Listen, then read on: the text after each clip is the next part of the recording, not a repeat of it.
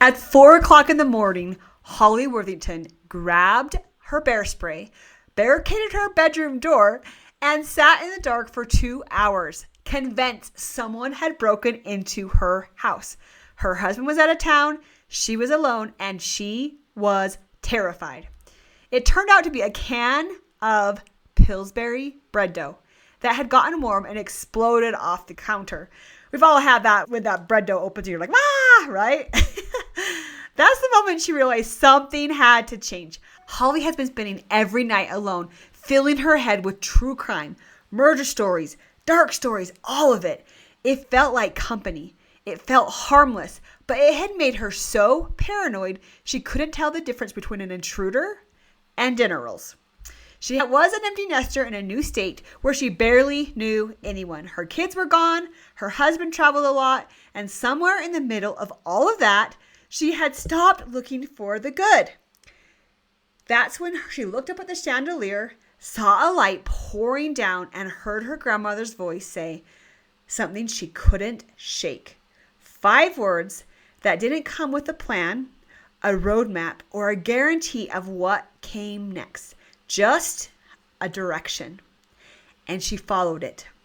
Today, Holly is back for part 2, and we're getting into the real stuff. How she learned to stop waiting by the phone for her kids to need her, how she holds deep love for her family and a burning desire to build something of her own at the same time, and the prayer she says when she feels spread so thin that she can't see how there's enough of her to go around. If you missed part 1, go back later and listen to it. It was great as well. And let's go ahead and get into part 2. Welcome to Create Your Best Empty Nest, episode 28. We have part 2 with Holly Worthington of how to stop living through your kids and start living your own life. And this series is so inspiring for all of us empty nesters, all of us midlife women who think, is the best ahead of me? People tell me that, and I don't know if I believe it. And this is proof that it is ahead of us. The best is yet to come. And Holly is a perfect example of that. So thank you for being here today. Oh, thank you. I'm excited. So we had part 1 last week. If Yes. you missed it, you're going to want to go back and listen and see how Holly was inspired to share the light. Okay, Holly, tell us your favorite word and your least favorite word. Oh, my favorite word is probably light. I love it. Makes sense. And my least favorite word is probably, ooh, that's a tough one. I'm trying to think what the word would be. I don't like it when people surrender, I guess, or give in. So when they give up. Surrender can be a good thing, but I mean it in the negative way. Yes, of course. And I could tell that you're a warrior. Okay, go ahead and tell us your favorite sound and your least favorite sound. I love the sound of rain, and I hate the sound when my house pops at night and makes cracks and noises, and especially when my husband's traveling. I hate that. I have a really noisy house for some reason. We have this ice machine that does balls, like big balls, which I love for my water bottle. But when that comes down, it's this big crash. And then when it's the middle of the night and I'm awake, I'm like, what was that? So I get it, especially when my husband's traveling as well. Yes. Okay. Has anyone ever told you look like someone famous, and who was it? Yes. When I was younger, people used to always tell me I look like Molly Ringwald. That for a few years. Our 80s fans know who Molly Ringwald is. Okay. What's something that really got your attention right now? Like a book, a show, a conversation? That's something you just keep thinking about. I love Don Miguel Ruiz books. I mentioned that in our first podcast. But yeah, I love The 4 Agreements. I love Mastery of Love is another one of his books. He talks in a totally different way because he's like this tech wisdom guy. But it's so good because he speaks in a really clear way that I can understand him. The Mastery of Love book, for example, I talked about 4 Agreements in your first interview with me, but his Mastery of Love book talks about how we all have this magic kitchen inside of us where we get to create our own love for ourselves in this magic kitchen. And that if we don't create it for ourselves, then people can come to us and offer us really crappy pizza or something, scraps of whatever, and we'll take it because we're so hungry for love. But if we learn to generate that in ourselves and make it for ourselves, then we don't need what people bring us. We have it already inside of us. So anyway, I love his books. They're all so good. I love that. In my program, I try to really help people with relationships and how love feels the best. And there's a relationship with yourself, which you're just talking about, of loving yourself and that you're worth it and that you deserve that time and attention. Yes. And then also with others, loving them. And that's what feels the best. Not Yeah. judgment, not thinking they should be doing something different. And with Yes. our adult children, that's a very good way So to true. live is just loving them. Amen. Totally Yeah. agree with that. Okay, if you had $1 million to give to any cause, where does it go and why? I always said that if I could start a charity, it would just be one that would encourage people to go to church. And I don't care what church, anywhere, I don't care what religion, but just I think people are better off when they go to church, when they interact with other people and worship together and grow spiritually together. And I just think our whole world would honestly be a better place if more people went to church. So that's what I would do. You can see the benefit of that. Yeah. Okay, for many women, putting everyone else first feels like the right thing, or being a good mom, good wife, good neighbor. So even the faithful thing to do, right? Mhm. So Yes. how did you start separating being the good mom from I've forgotten I'm a person too? Yeah. I think you just have to change your definition of what a good mom is. And I think for me, I thought being a good mom meant that I had to sit and wait by my phone for my children to call me if they needed me. I Yeah. wanted to be available 24/7 Yep. all the time, whatever they need, I'm there. And I've learned that it's okay to say, I'm busy right now. Do you need me right this second? And they'll be like, no, I can talk to you in like an hour. And then I'll be like, okay, great. It's okay to say that sometimes. If they're having an emergency, obviously you gotta be there. I just had to kind of change my definition a little bit of what a good mom is and realize that I can still be a good mom and have some things prioritized for myself. I love that. That's powerful and it's freeing, right? Yes, Freeing for you yes, and for the kids. yes, And I think sometimes when we're there 24/7 for our kids, they don't learn a lot of things. But yes. when we're True. not, then it forces them to learn life skills Mhm, that they really need and it's mhm. beneficial to them. So we're robbing them Yeah, sometimes when we try to step in for every little thing. it's true. Okay. Was there a moment when you felt like God or something bigger than you was nudging you back to yourself? And what did that feel like? Yeah, definitely. I talked about in the first interview, hearing my grandmother's voice tell me to look for the light. And that was definitely a moment where I felt like God was helping me. It totally helped me get out of depression, honestly. And I know that sounds so simplistic, but just having God give me that little nudge in the right direction, because I think I was focused on darkness. I think I was focused on the lack of what I had and not having my children around anymore and feeling like I was worthless and feeling lonely and all those things. And just turning that around and just looking for light everywhere I went. Just, I don't know. I feel like that was a gift from God. I feel like He literally helped me to pull me out of that depression. And that did start things moving in a much better direction. And you mentioned that you felt like it might be simplistic, but lots of times it is just so simple. Yeah. We just Yeah. complicate what needs to happen with our future, Yeah. with what we can create, with finding happiness can Mhm. be just that simple. Do you have an Yeah. example of a simple way you looked for that light that was really impactful for you? Well, it's just funny is I just started realizing that there is light everywhere. There's light all around me all the time. And I'm even just seeing, the reflection of the sunlight on the water or seeing the sun in the sky or going on a walk and just looking around at all the things, the way it's reflecting everywhere around me and on the grass and everywhere. There's so much light all around me all the time. And I really do believe that Jesus Christ is the source of all light. I believe He is. So for me, it's just a reminder of God's love for me everywhere I go. And so now everything I see, I'm like, there's God's love, there's God's love, there's God's love, like all around me. And I'm not alone and things are great. And it's totally changed my perspective on life. It was interesting because when you told your brain to look for that, it started seeing it more and more. And even Yeah. like just in simple ways and seeing the light or seeing the light on the trees Yes. or seeing the reflection or Mhm. whatever. And but your brain Mhm. will look for whatever you tell it. Yes, If you exactly. got a new car, start seeing that car everywhere and you think, I thought I was Yeah. the only one that had this car. I'd never heard of this car before. But your Mhm. brain will start seeing it over and over again where before you didn't even notice it. So true. Okay, very good. How do you hold both things at once? Deep love for your family and this burning desire to become more fully yourself. That's a tough one. I think part of it is still holding on to those family traditions that we've built over the years. I don't want to lose any of that because I think those are so important and the kids look so forward to different things that we do. And so I've had to make that a priority. We've got to keep all of our fun family traditions. We still got to make time for each other as they get older. And I know that means a lot to the kids. And I do try to be there for my kids when they need me still, when they have a baby or when they're just going through a tough time. I still think it's so important that they know I love them always. Yeah, or just a phone call, whatever it is. But I do think that also balancing that with realizing that it's good for me to have my own time, my own life, my own interests.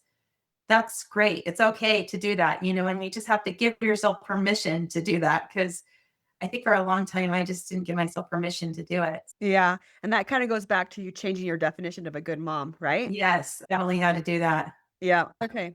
When you couldn't see what was next, what kept you moving anyways? Like you said, you heard your grandma's voice to look for the light. You didn't know what that meant. Mhm. How did you keep moving forward anyways when you didn't know the next step? You just knew what's the one step in front of you. Yeah. I remember that moment so distinctly. We had a chandelier in our living room. I looked up at the chandelier and there was all these beautiful lights shining down on me. And so that was the inspiration that started me on that path of just trying to look for light. And honestly, I had no idea what that meant, where it was going, what it would lead to. I just knew that was something I was supposed to do. And so it's interesting how once I started making little changes in my life, and I have to tell you a funny story really quick. Yeah. So when I was listening to true crime podcasts all the time, and it was definitely bringing darkness into my life. I know that now. I can recognize it now. At the time, I just thought it was entertaining and something to help me not be bored. There was one night when my husband was out of town and I had gotten some groceries from Walmart and I thought I put away everything that needed to be refrigerated and frozen before I went to bed. And I just went to bed. I was tired. And I was laying there and probably about 4 o'clock in the morning, I heard this loud bang and all this stuff on my counter, my kitchen fall on the ground. And I was scared to death. I was like, oh my gosh, somebody's in my house for sure. I think they might have even shot something and I'm going to die. So I grabbed my bear spray. I barricaded my bedroom door. I had my phone ready to dial 911. And I sat there for 2 hours. No, there was no more sound, no sound at all. And finally, I fell asleep. But I got up the next morning. I was so scared to even get up. And I crept out there and I found a can of Pillsbury bread dough that had gotten warm and exploded and it had flown clear over, hit my fridge and landed on the ground in front of the fridge. All this dough swelling up on the ground there. And I was like, oh my gosh. Okay. So this is a sign. I need to stop listening to these true crime podcasts so much. This is not good for me because I was getting so paranoid, so paranoid. Every So single sound. Yeah, that's yeah. crazy. So it just felt like all these little things were trying to help me to realize, okay, you've got to not focus on the dark. You've got to focus on the light. And the light's there. It's all around you. You know that. So now how are you going to focus on it? And so then when I told my sister, okay, I'm stepping away from the true crime podcast, she was like, oh, wow. And so interesting is immediately she was like, I think I need to step away from him too. I'm feeling that too. Mm. And I still listen to Dateline every now and then and stuff. So I haven't completely given up. Yeah. But I just think that it's so important to not keep your focus there. Focusing on things that are uplifting and full of light is just such a better way to be. So Yeah. that kind of led me in a much better path. Right. Your thoughts and feelings create your story of what's happening in your life. And so when you're Mhm. saying, I'm looking for the light, then Yeah. your feelings are completely different. And that creates Yes. the reality of your Yeah. life, of seeing the Yeah. light, feeling the Yeah. light around you. Okay. What do you still think is ahead for you? And what part of your story hasn't happened yet? With our podcast, for example, right, we've been in the top 20 on the religion and spirituality podcast charts on Apple like all week, and it just keeps growing and getting bigger. And we don't know what's ahead. We've had some speaking engagements we've done recently, and that's really cool. And so I'm just more open to wherever this takes us, whatever we do next. My biggest goal, I don't know if you know who Dallas Jenkins is. He's someone that is, I think he's a producer, creator, whatever he is for The Chosen, the series The Okay. Chosen. Yes. But he talks about just bringing his loaves and fishes and then just letting the Lord turn that into whatever he turns it into, multiplying and magnifying it. And that's totally where I'm at right now in my life, where it's just like, I'm open to whatever. I'm just bringing my loaves and fishes and saying, Lord, turn this into whatever you want to turn it into. So that's kind of where I'm at. I love that. And that's so inspiring. But the change of mindset that you have loaves and fishes to offer Yes. and that he will multiply it. Yes. And helping women to realize they can dream and they can want and their desires are sacred direction, not Yes. selfish. Yeah. Turning that and that one moment when you said, I'm going to look for the light, that's what started all of this. So Yes. inspiring women that you can, one step at a time. You don't need to know every step, Mhm. one step at a time. And he will magnify, take your 5 fish and your 2 loaves and magnify it. Mhm. You look for it, if you let it, if you allow it, if you co-create with God, Yeah. right? Yep. And also that's my prayer, just so you know, like when I feel spread thin with my kids and all my responsibilities and this podcast, everything I have going on right now, when I feel spread thin, that is my prayer where I will say, Heavenly Father, I need you to magnify and multiply me because I'm not enough. I need you to make enough of me to go around for everybody and everything that I need to do. And it works. It works when you say that prayer. That's this grace showing action in your life. Anything else before we go? And where can listeners find you? One thing I just want to say is that when I went to the empty nest, like I talked about, I was very depressed. And looking for the light has also led me to realize that everywhere around us, there are voices telling us that the world is a horrible place, that it's terrible, that it's gotten so bad that how can we even bear it? And I'm just here to say there is so much good in the world. There are so many amazing, good people in the world. There's so much good happening in the world. And God is still a God of miracles. He has not forgotten us.